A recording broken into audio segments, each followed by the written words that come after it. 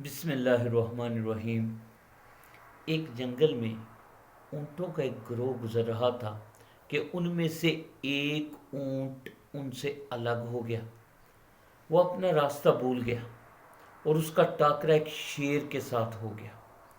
جب اس نے شیر کو اپنی دکھی داستان سنائی تو شیر نے اس کو اپنی حفاظت میں لینے کا وعدہ کیا، اور شیر اس کو لے کر اپنے قریبی حلقے والوں کے پاس آیا اور ان سے بھی اس کا تعارف کرایا۔ شیر کے قریبی حلقوں میں ایک کوا، ایک گیدڑ اور ایک بھیڑیا بھی شامل تھا، اور یہ تینوں شیر کا کیا ہوا شکار کا جو بچا کچا ہوتا تھا وہ کھایا کرتے تھے اور بڑے خوش و خرم زندگی گزار رہے تھے۔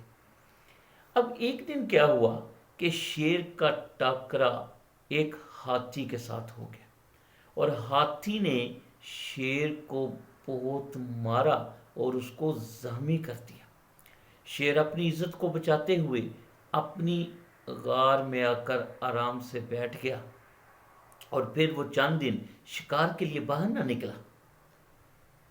اور جب اس نے دیکھا کہ اس کے تینوں ساتھی بھوک سے نڈال ہو کر ادھر ادھر گر رہے ہیں اور خود بھی وہ بہت بھوکا ہے، تو اس نے ان تینوں سے کہا کہ آپ جاؤ، اپنی بھی خوراک کا کوئی بندوبست کرو، اور اگر کچھ میرے لیے ملے تو وہ میرے لیے بھی لے آؤ۔ تینوں نے شیر کے کہنے پر شکار کی تلاش شروع کر دی، اور ان کو کوئی مناسب شکار نہ ملا۔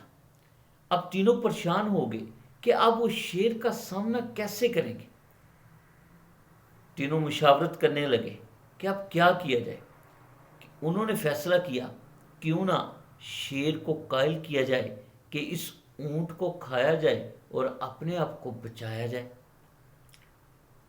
یہ تینوں یہ رائے لے کر جب شیر کے پاس پہنچے تو شیر ان کی رائے سن کر آگ بگولا ہو گیا، اور اس نے ان کو واضح طور پر کہہ دیا کہ وہ اپنے وعدہ کی خلاف ورزی نہیں کرے گا۔ کوے نے وہی تدبیر سوچی اور شیر کو کہا کہ جناب، اگر ایک خاندان کو بچانے کے لیے ایک فرد کی قربانی دینی پڑے تو اسے قربان کر دینا چاہیے۔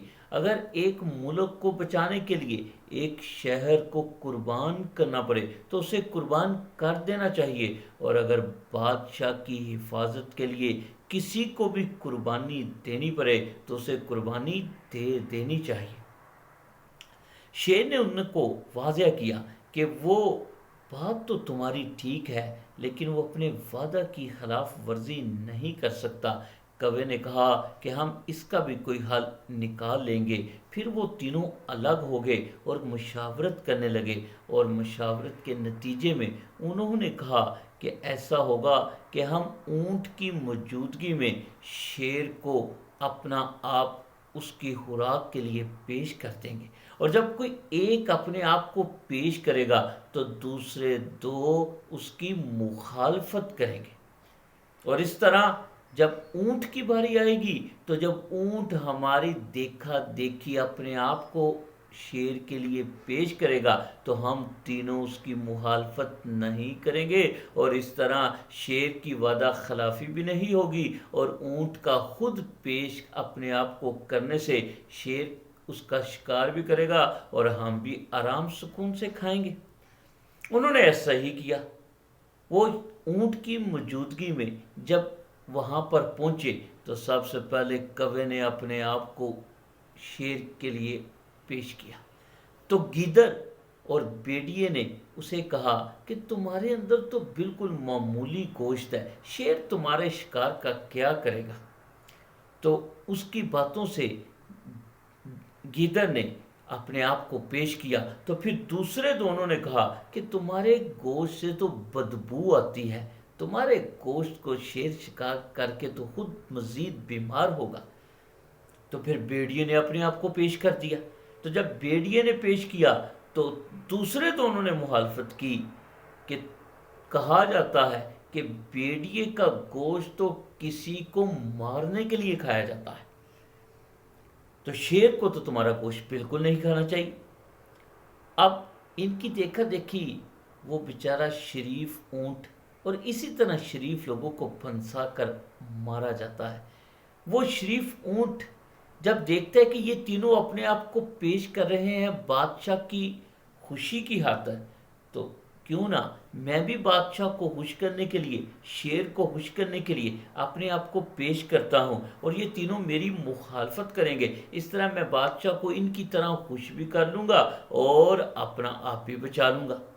تو جب اونٹ نے شیر کو کہا کہ میرا گوشت تو بڑا ذائقے والا ہے، تو کیوں نہ میرا گوشت کھا کر تم اپنا پیٹ بھر لو، تو تینوں نے مخالفت کی بجائے اونٹ کی اس قربانی کی تعریف و تحسین کی، اور پھر شیر کو اس کے اوپر جھپٹنے کے لیے قائل کیا، اور شیر نے اس کا شکار کر لیا، اور یہ تینوں بھی اس کا شکار کرنے لگے، اس کو چیر پھاڑ کر کھانے لگے۔